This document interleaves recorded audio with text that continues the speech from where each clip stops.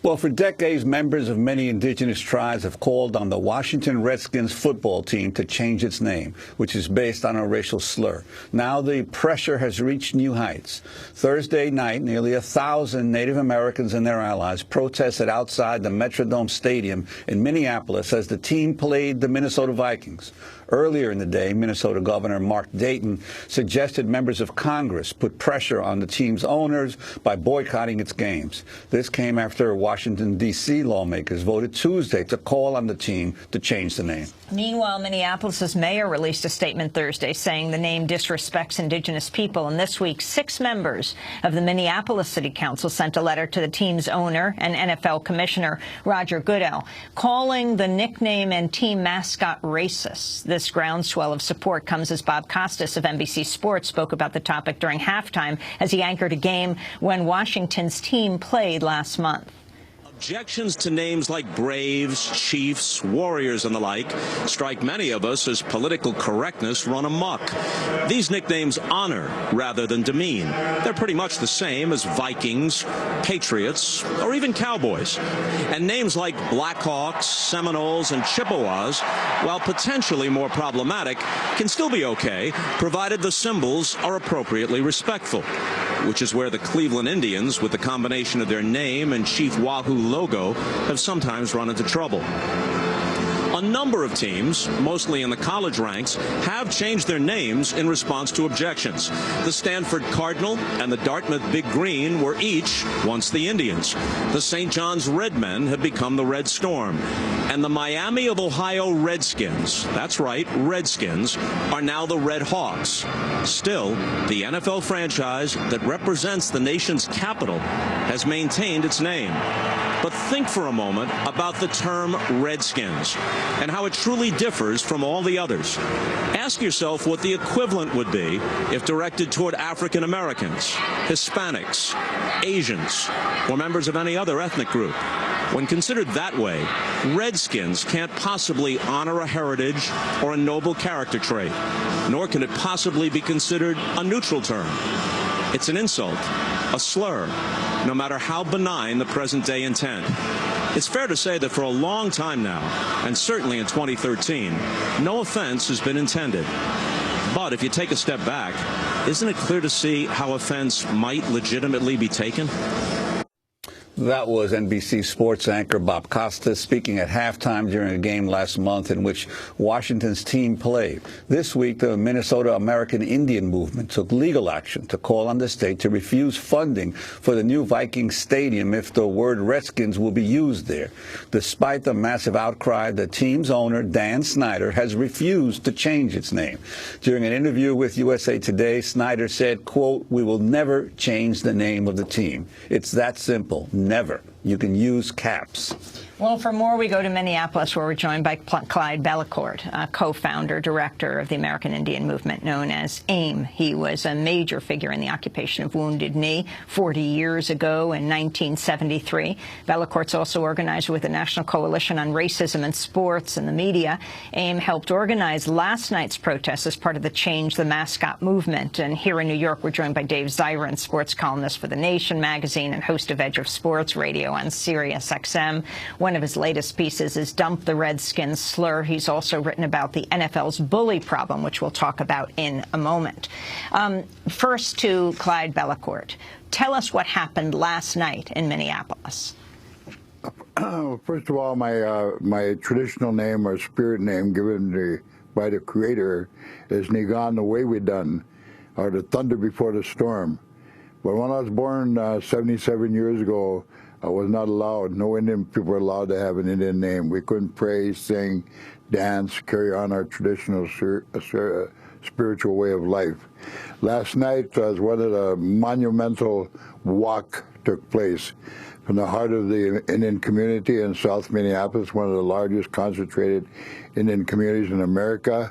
Over 1,000, mostly Native people, some of them in their full regalia, to show the beauty of our culture, went along with us, marched on the stadium, carrying banners that said the R word is no different than the N word. The R word is no different than the N word.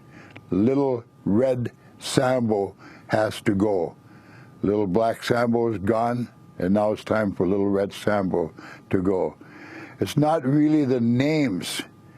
It's not just the names. It's the behavior created.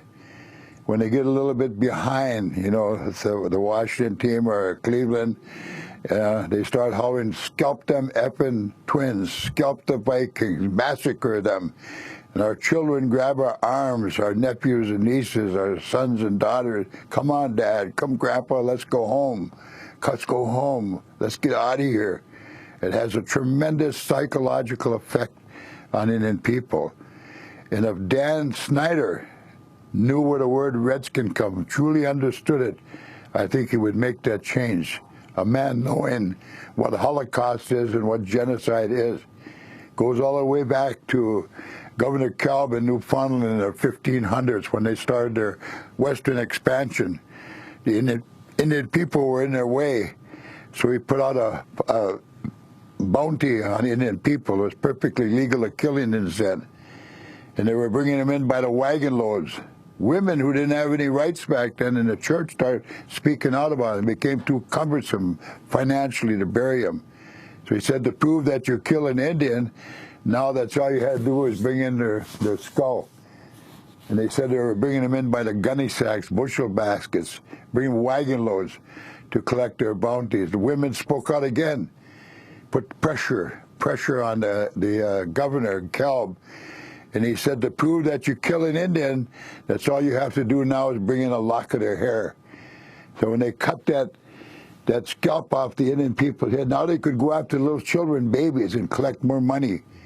That blood would run down their face, that red blood, and down their bodies. They'd put those pouches on their leg, those scalps, and come in and collect their bounty. Henceforth, there's been over 60 tribes that have been totally erased from the face of the earth. No longer exist. And Dan Snyder should understand that, being Jewish himself. There are Jewish people still here, but there are tribes that have been totally decimated. And that's where the word redskin comes from. And we're demanding that change. The R word is no different than the N word, and little red Sambo has to go.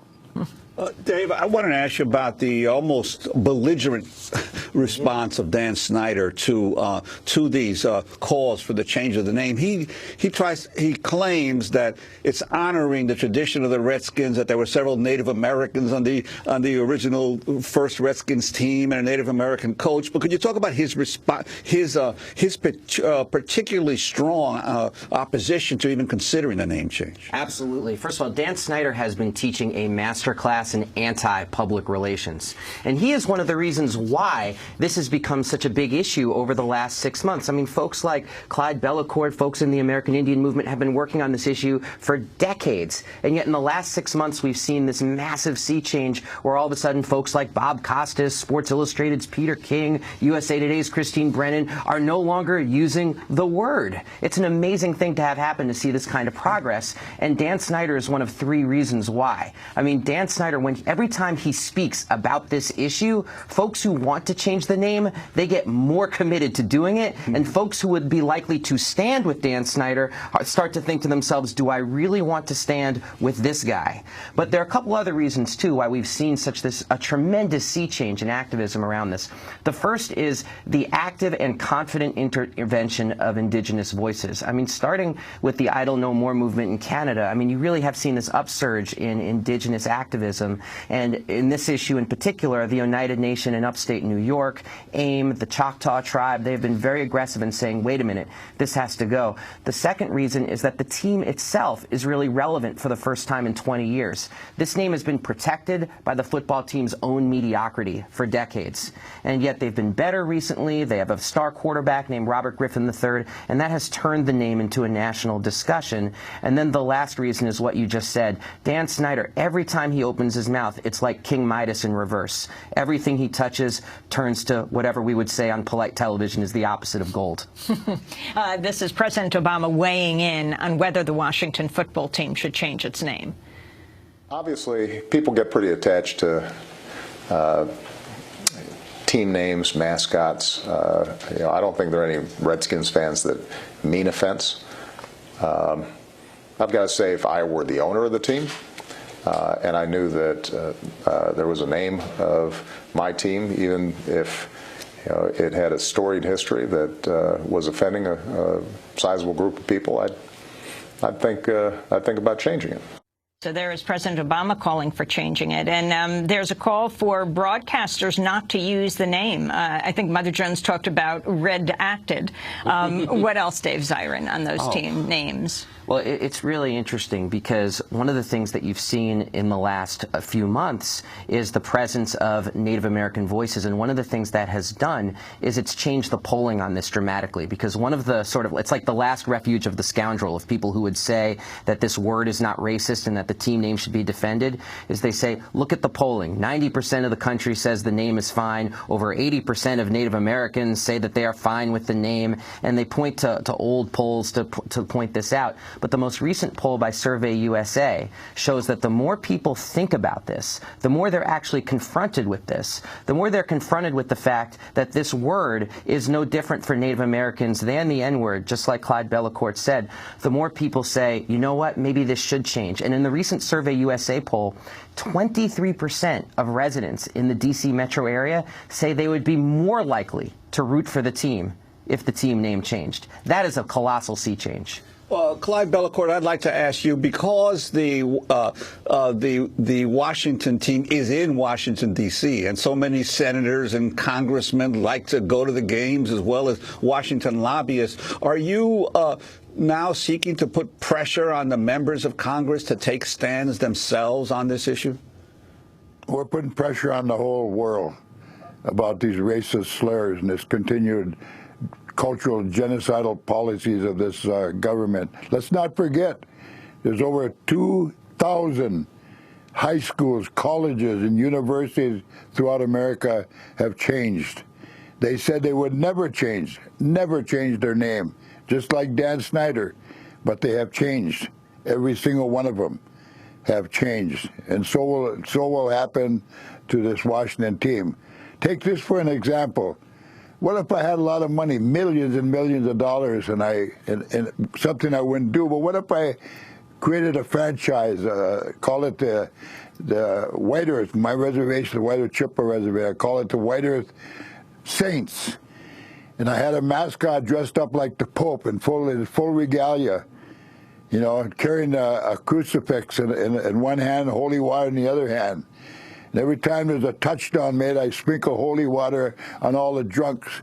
Instead of slapping their mouth and making some ridiculous sound they call a war whoop, maybe the crowd could wave crucifixes up and down and sing the Ave Maria or the Lord's Prayer. We all know that. What do you think? How long do you think that would last? How long do you think if they call them the Sambos or use the N-word again, it would last hundreds, thousands, millions of black people and people of color would be marching on that team, and that change would take place overnight. They never want to put themselves in our shoes once. What effect does it have on our children? Our children don't even want to go to a ball game. They don't want to even go to football. They don't want to go to hockey. When the people, the drunks, they get drunk and they Vikings got horns on their heads and gold hair, and half of their face is purple, the other side yellow or gold. And they start saying, massacre them Indians, massacre them Redskins, scalp them, and all these slurs, and the children have to want to get out of there. Just think what an effect that would have. That had the same effect on your children with the use of the Pope or use of mascots like that, something we would never, ever do. What effect would that have on the Christian communities of America? Clyde Bellecourt, what about those other names? For example, like, the Cleveland Indians, the Atlanta Braves, the Syracuse Chiefs. We don't have teeth from one ear to the other ear. And we don't have mohawks. We don't paint our face red. We don't know what war paint is. There's no such thing as war paint in the community. That's this old John Wayne, George Armstrong frontier mentality about Indian people. George Armstrong is gone. Custer, George Custer, Armstrong Custer, he's gone. John Wayne is dead. Little Black Sambo is gone. And I think it's time for America to let it go. And Dave? Yeah, just Dan Snyder always talks about the history of the name, but he never explains what that history is in the context of the team. And listeners who are new to this issue need to know that the word Redskins is a legacy of Jim Crow. It's a legacy of the team's original owner, George Preston Marshall, who was an arch segregationist. The team was the last team to integrate in the NFL. When George Preston Marshall passed away in 1969, he put in his will that no money from his foundation could go to any organization that promoted integration. This is 1969 where he's putting this in his will. That's the legacy of this team name. It's related to George Preston Marshall's love of minstrelsy and diehard belief in white supremacy. And for that, if for no other reason, it really does belong at most in a museum and probably just in the dustbin of history. And before